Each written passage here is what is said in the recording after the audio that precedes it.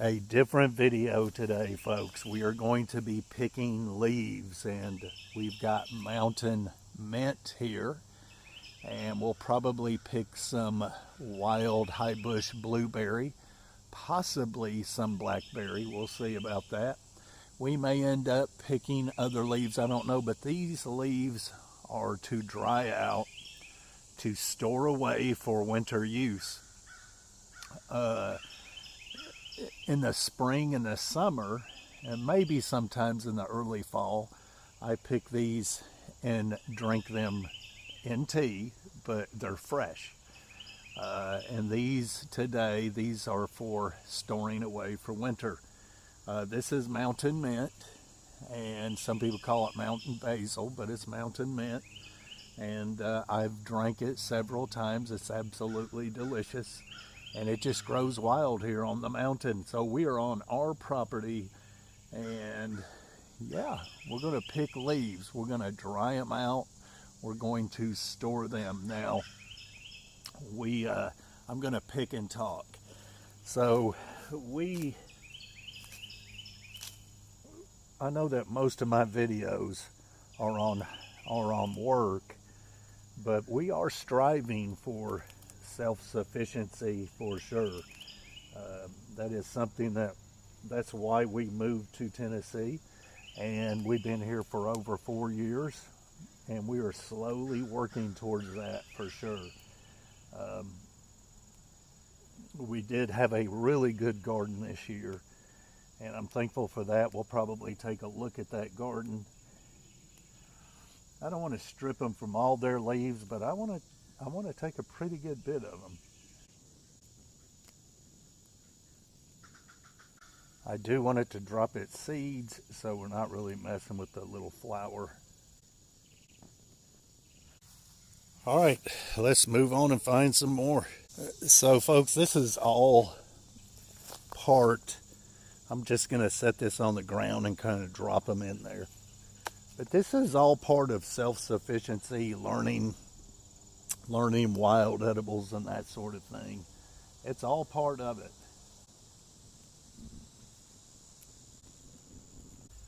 Now I do a mixture. I don't drink this mountain mint by itself. I do a mixture of either blueberry, blackberry leaves and these leaves.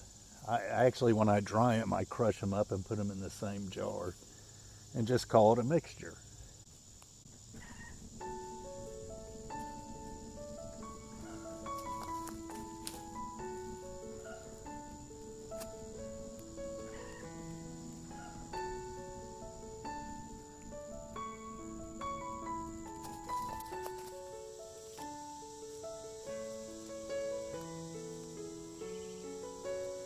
Food prices being so high, things like they are, it is so important to become as self-sufficient as possible. And I said it the other day in another video, if you knew your wild edibles, your wild medicinals, you know how to plant a garden, how to harvest from that garden and take care of that garden. You know how to raise animals for food, whether it's a goat for milking, or steer for beef, whatever the case is. You had a sawmill, a log splitter, a chainsaw, and a wood stove, and maybe some solar and a couple of generators. Folks, my goodness, yeah, that would be awesome.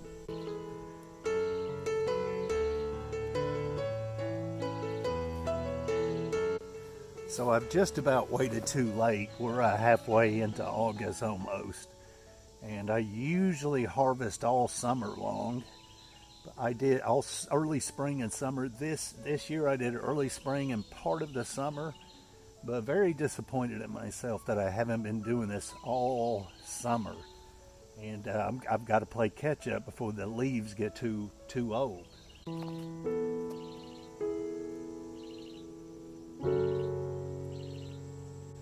And I usually let these dry out on their own just in the house. Put a fan on them, for a couple hours a day. This time I think I might have to put these in the dehydrator because we're short of time.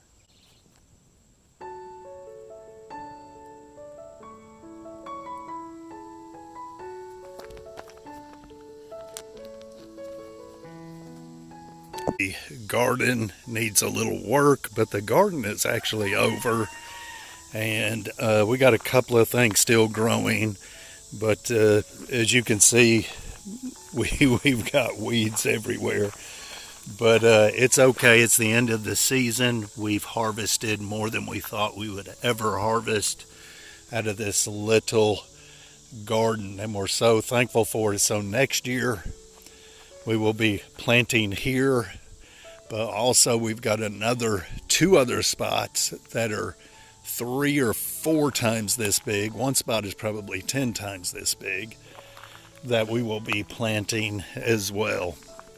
So this was just kind of a test to see what things would do in this spot, and they did shockingly good for sure. So yeah, we still have tomatoes coming up. We still have jalapenos coming up,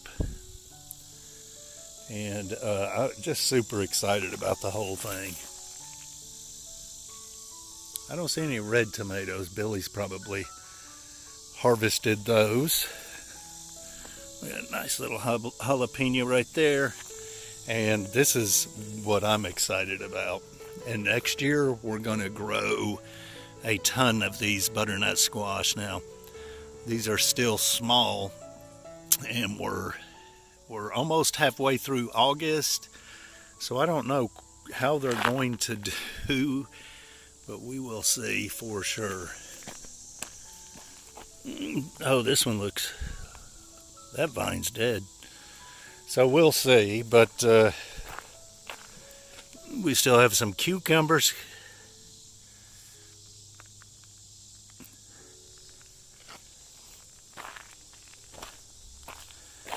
And so next year is going to be an awesome year for growing. We got a watermelon or two coming up. But for this time of year, I'm just not real sure if they're going to make it. Well, I don't think we planted early enough, that's for sure. The squash didn't do anything. Yeah, we'll see. But man, we had a green bean harvest, folks. I'm going to tell you that. I might harvest this right here. We still have green beans. It's crazy. Look at those green beans. Oh my. Yeah, still got tons of green beans. I think we have harvested 3 times off of those beans. This was potatoes, this row, and we harvested a good bit of potatoes. So yeah, we've got a spot that is 1, 2, 3, 4 or 5 times as big as this, and I think it's going to be all potatoes next year. And then I think we'll do mostly tomatoes and peppers here, and the area that is probably 10 to 20 times bigger than this, I think we will do butternut squash and things like that.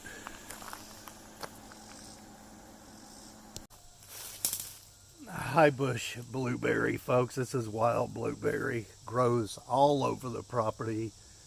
Absolutely on the south side of the hill. It's everywhere. So we're going to just strip the leaves off. We will leave enough leaves to keep it alive, of course, but we're not going to waste any time on this. The tea you get from these leaves, the benefits from that tea are amazing.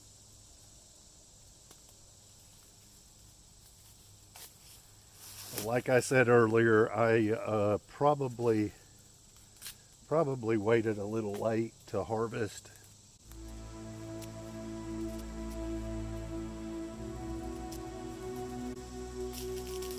So I've got a lot of work ahead of me, and that is because I'm harvesting so much at one time that it's going to just cause me a ton of work.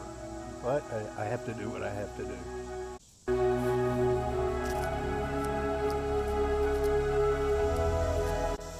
I cannot let the summer go by without me preparing for the winter.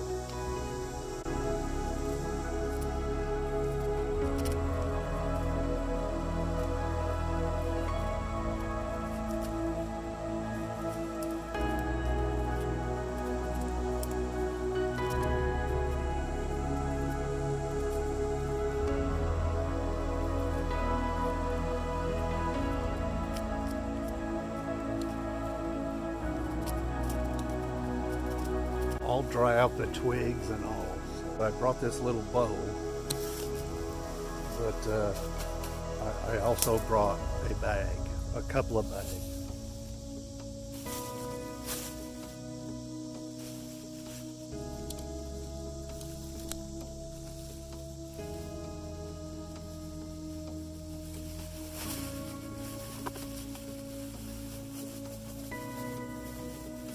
So I'm going to get another bowl full, maybe 2 more. I don't know, maybe 3 more, we'll see. In the shop, folks, this is going to be the best place to do all this for sure. I've got the sink rinsed out and clean as it can be. It is a shop. And yeah.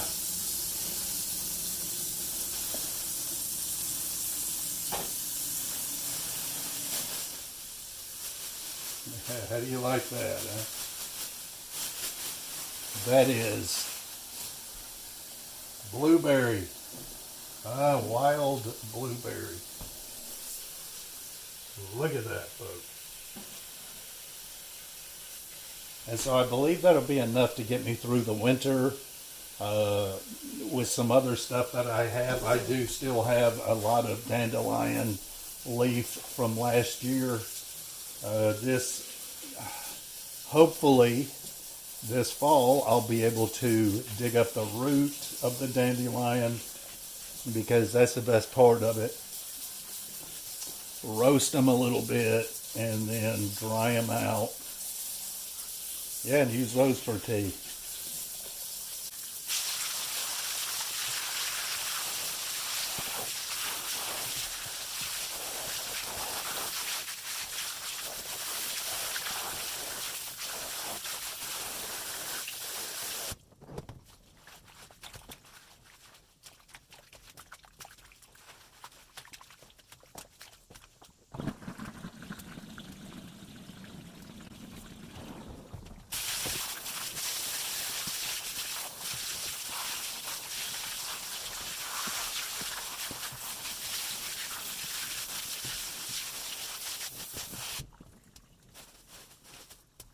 All right, we're going to let them sit here just for a few minutes. And I'm going to do the mountain mint over here.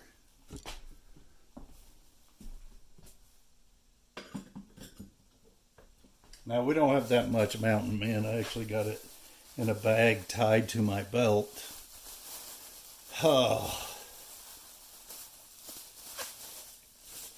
Let's get it off. It smells so good.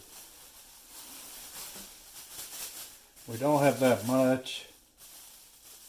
But what I will do with the mountain mint is I will mix it with the blueberry or some blackberry, or do all three, and make a blend like that. And it goes way further.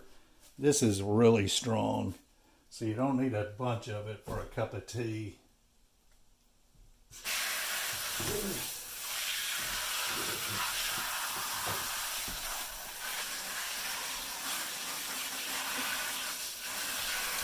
And it actually repels, these leaves repel water. So very strange.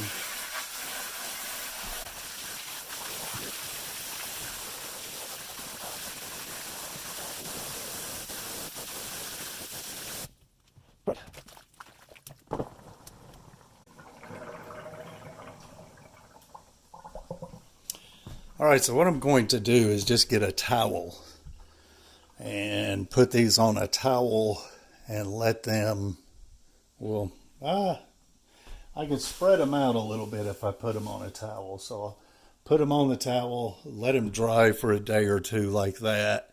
Let all the water get off of them. I don't know, maybe I should leave them in the sink.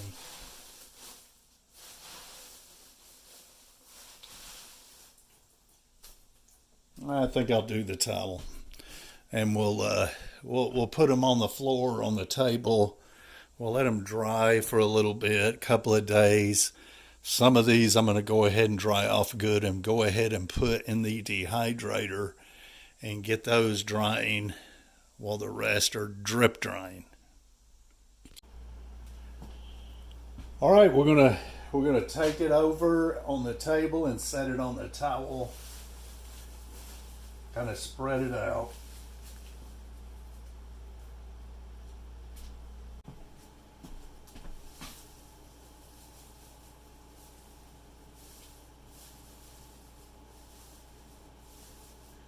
I do believe it's going to get really close to all I need for the winter.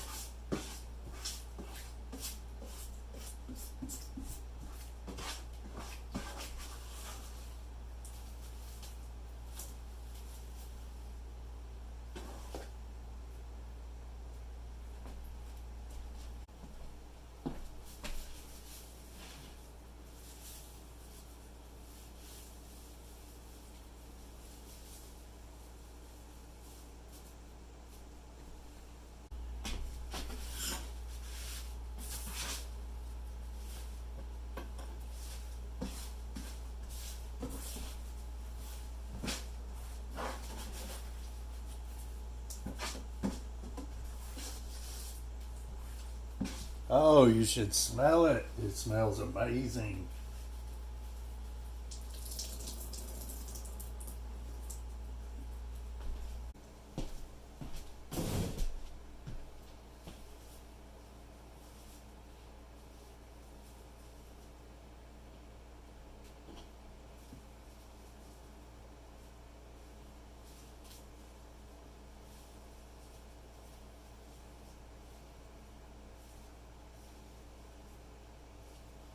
Whew, it is strong. Okay, there you have it. We will, actually, I'm going to move this. Let me do that now.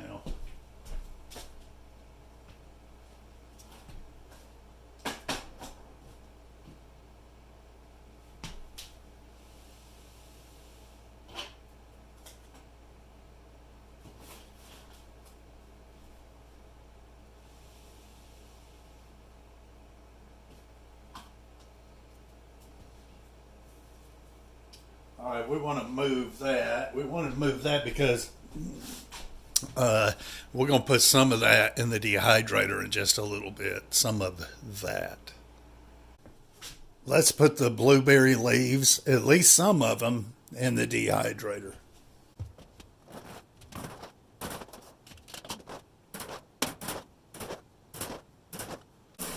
Okay, we're doing stems and twigs and all.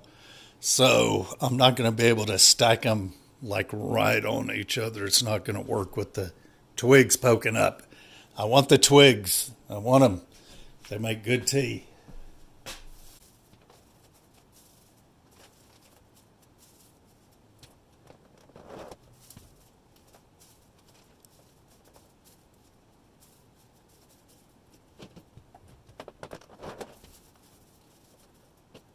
So what I find is a fan blowing directly on the leaves, maybe wrapped in screen, it seems to me that it works better than the dehydrator.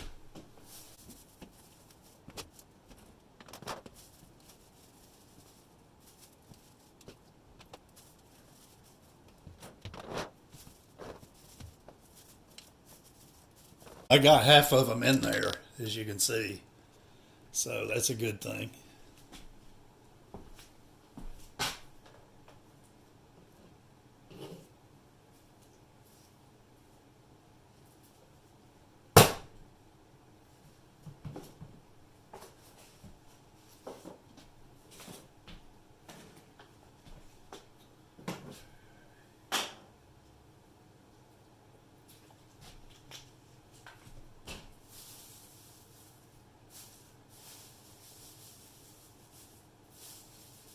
So I do have a plugs up under the table, but yeah, I've got lots of tools up under there and I'm not moving them, so I just ran an extension cord.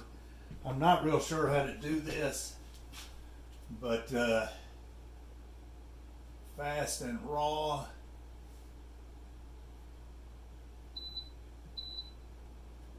All right, we're doing 95 degrees. So I just pressed this again, time and temp. I got it now. So this is your time and temperature. You got to press it once or twice for whichever. More, less, keep warm, which I don't have on. Fast or raw. Fast is basically cooking it. Raw is dehydrating it. Start and stop right here. You can see she's already working. She's fogging up. So we got her on for 24 hours and we'll see what happens. We have some wild high bush blueberry leaves already dried out. We're going to crush them up on this plate and we're going to put them in the jar. And that's how this process happens, folks. We pick it, we rinse it, we let them drip dry for a little while. We put them in front of a fan and or a dehydrator. And that's what this is. And yeah, we crush them up and yeah, it's work for sure.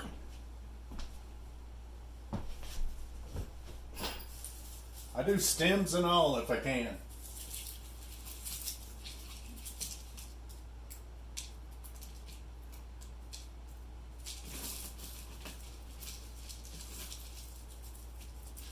And I'm not real concerned about the leaves being totally crushed.